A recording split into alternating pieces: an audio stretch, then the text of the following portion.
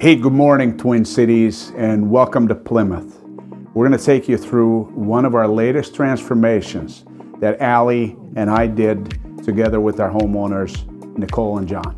What you see here is a 1984 traditional two-story home, and I think you're going to be surprised. We usually tell people we've been in your house hundreds of times. This is no different. Come on with me, I'll show you. We're here in Plymouth, and this is John's and Nicole's home. You're going to see a couple of major moves, but first I want to introduce you to Allie. She was our lead designer on this project and did just a tremendous job. And I think I'm going to have Allie actually talk through some of the major moves to help you see exactly what took place here. So fire away, Allie. So in this particular space, we actually combined a original kitchen and what was a playroom slash dining room. There was a big wall here sectioned off, and we opened it all up, and then we actually made this opening a lot bigger as well. When you were in the little playroom, there was just a small little opening to this really nice big dining room, and then everything else was wall here. So we really opened up the space so you can see the nice big window in the dining room, the light flows in, and then we have a nice big new window in the kitchen, so you're really getting a lot of natural light. And Allie, many times when we come into this vintage in particular, it's so compartmentalized. We have a secluded dining room that very seldom gets used. In John's and Nicole's case, it was used. It was a toy room. Yeah. And what happens when you open up the sight lines, so on the other end of the home, we have a focal point, which is the hearth room, the fireplace. And now there is absolutely no wall between the kitchen and the dining room. And this opening to the dining was probably increased by about 8 or so feet.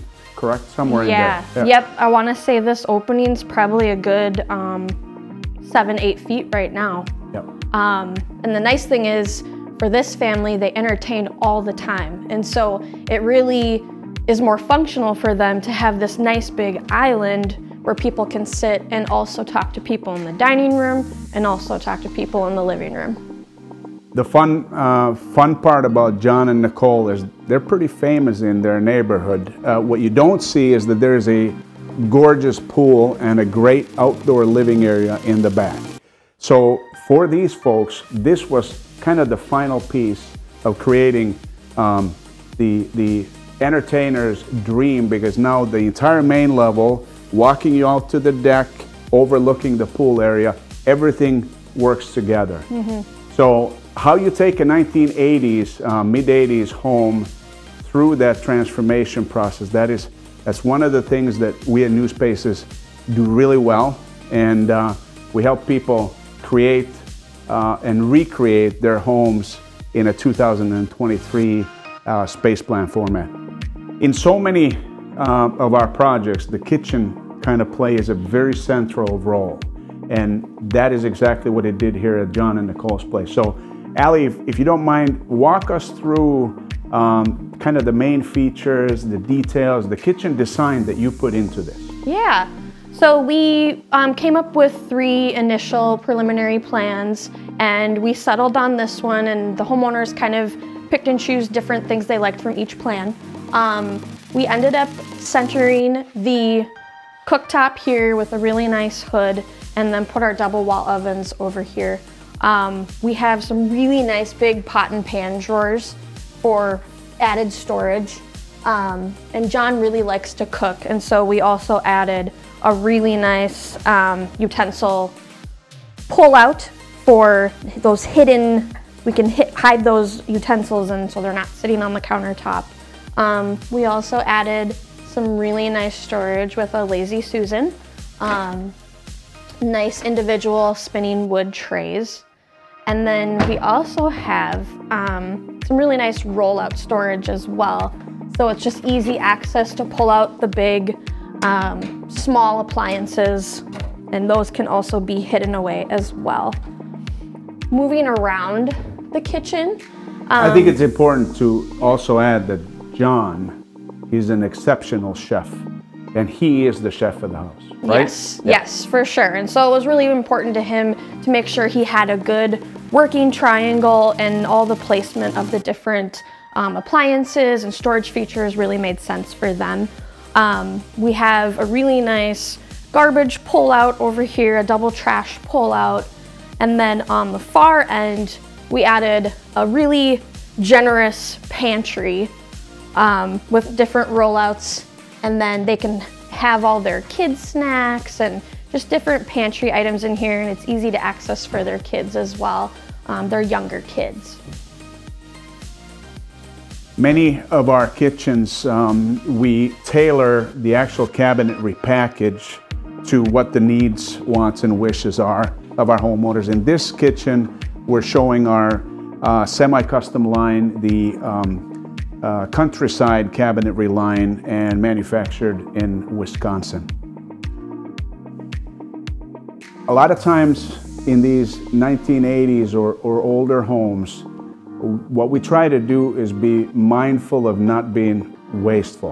And the hardwood floor here is an example of kind of how we do that. We had red oak hardwood floors in fairly good condition throughout a large portion of this main level.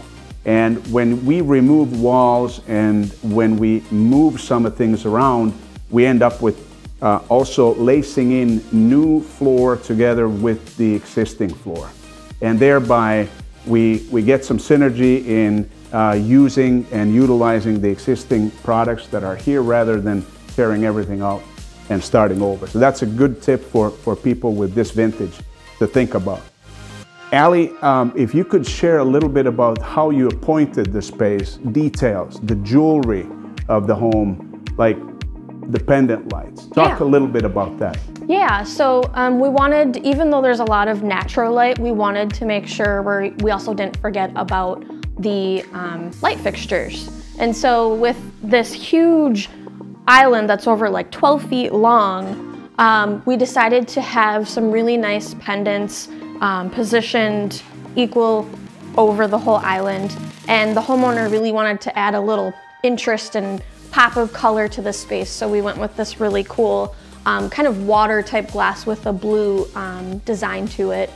And then as far as like task lighting, we really wanted to add the LED tape light underneath the upper cabinets. It's nice for just some mood lighting, also for a little bit of task lighting. And then of course our recessed lighting throughout the space, which is all on a dimmer. And so it's really adds a lot of light, but it's also nice to kind of be able to control how much light is being put out. And the homeowners, it was fun because they really had a hand in picking the different light fixtures. For example, the really fun chandelier over the dining room table too. So just add a little pop of interest throughout the space, but not too over the top. Lighting plans, a lot of times our design team, Allie, Jamie, and Mary Ellen, is a very important part of the results. Usually the 50s, 60s vintage would have us with lamps around the perimeter. And what do you think, Allie? About 9 out of 10 times we come into a home, lighting plan gets specific focus, and we certainly don't take away any lighting. We usually always add light. Yeah, definitely. And I feel like a lot of times at our electrical walkthroughs, the homeowner is a big part of that. And so with this particular couple, we really figured out exactly where we wanted all the recessed light placed and like what made sense for a good flow with the space. Lighting as one of the disciplines in our design process is probably one of the more important ones to just get the results that we're looking for. The other thing I think is important to bring up with Nicole and John, they were actually part of the production team. Mm-hmm. We at New Spaces have also learned that when we have homeowners who are as detailed as we are and as specific and meticulous, and they want to be part of the process. They want to do some things to allow their investment to stretch further. With Nicole and John, we did just that. And they did some painting, they did some drywall, they did some demolition. And I got to tell you, what our guys, Chad and Ed, they gave John some high marks. He will be invited in anytime to work with Team New Spaces. So hats off to you, John. That was a great job. Part of the strategy when we're removing walls and we're fundamentally changing the space plan and the floor plan, we also open up sight lines that were not there before. Now, in this particular case, like in many of this vintage, we have a hearth room on the opposite end of this main level. And I want us to take a few moments to just discuss and see how our design team really blends new with old, because a lot of times it's not practical to replace everything and tear everything out. I want you to see the brilliance of very simple moves that we call high impact were done here in the hearth room.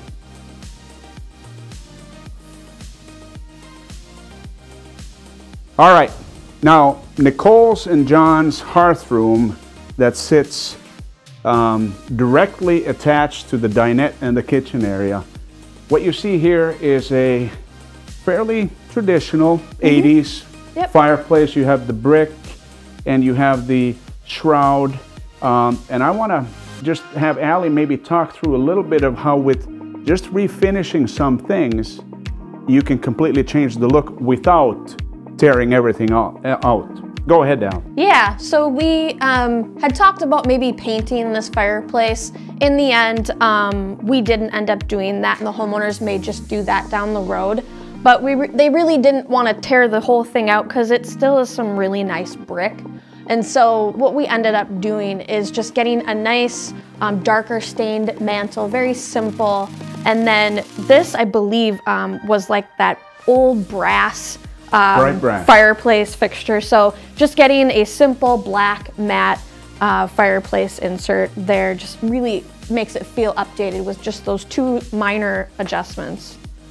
Colors and contrast, so important in bringing the old to mesh well with the new. And this is what a lot of times our design team, that's one of the larger parts of making everything come together. How do we blend it with old? Great job here.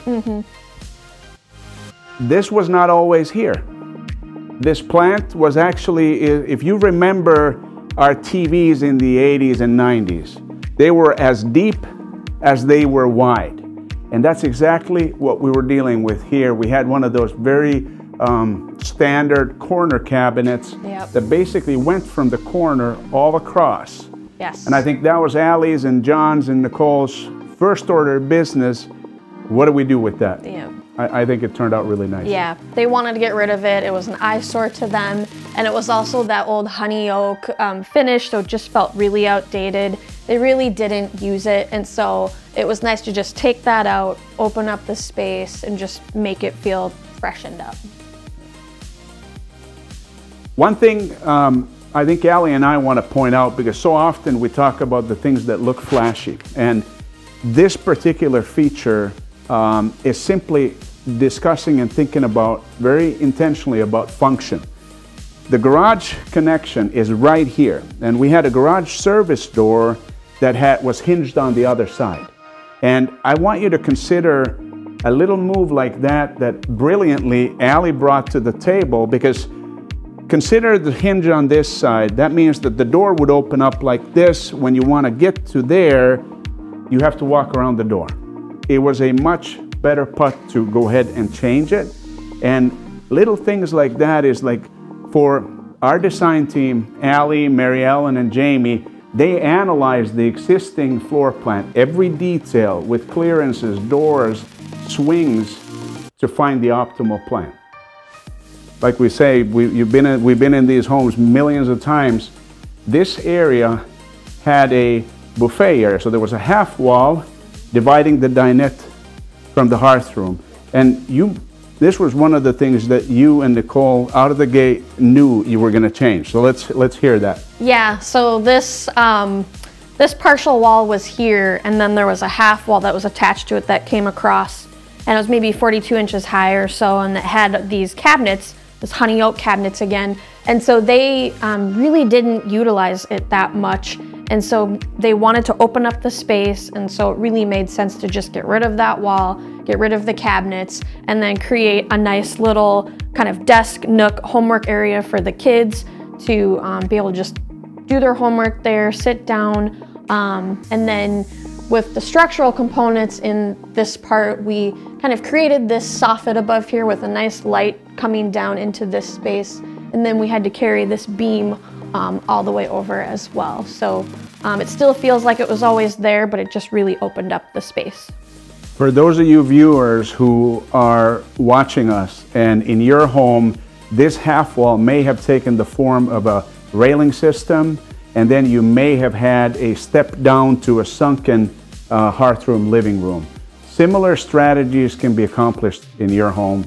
So rest assured, the division between different spaces forces some complications with how you lay out furniture, and the less you have of these half walls, it gives you so much more flexibility, as evidenced here by what you created with the desk area. One of the things that we do a lot of times, Allie, when we're getting into the kitchen main levels, is that it usually comes with a powder bath update.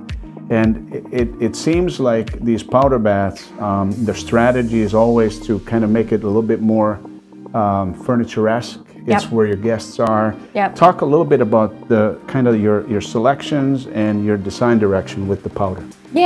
So it's a very small little space, but we did want it to feel updated, and so again, the homeowner wanted a little pop of color, so we added this really nice powder blue vanity to the bathroom, and then we have the countertop that matches the kitchen countertop, that really nice white quartz veining material. And then we just updated the plumbing fixtures, so new toilet, sink, and faucet, and it just made it feel a little more updated and fresh.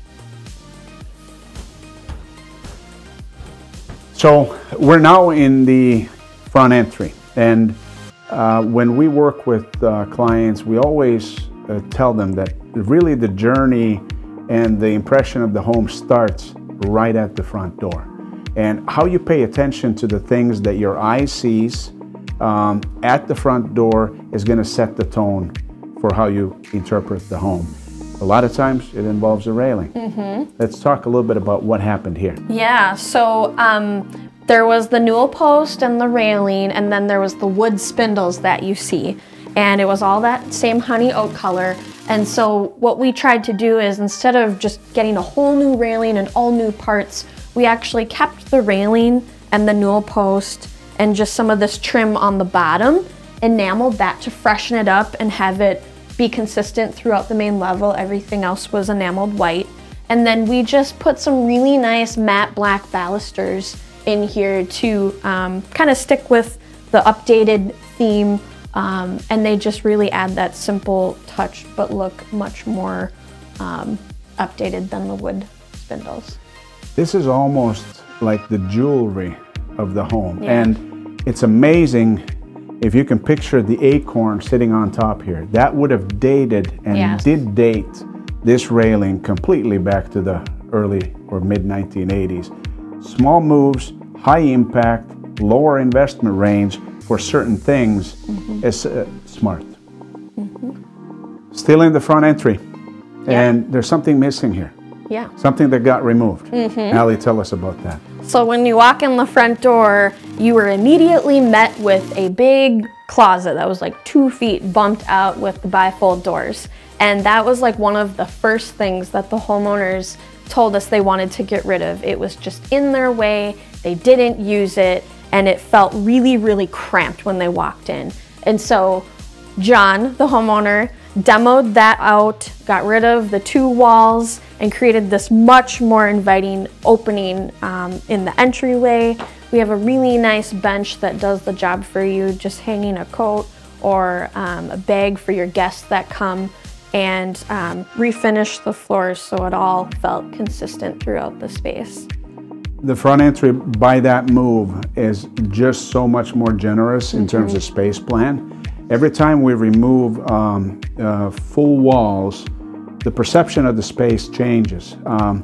This solution with a found object, so to speak, with a little bit of a mudroom action with just hooks and coat hanger stuff and a little bit of room for cubbies, completely different look than full wall erected floor to ceiling. Right. We did pretty good here, didn't we? We did. Yeah, we did. Yeah. We want to welcome you to our virtual happy hour home tours. This project you'll see as well, among many others, different vintages, different house styles, different project types. You'll find us on newspaces.com, virtual happy hour home tour. Welcome.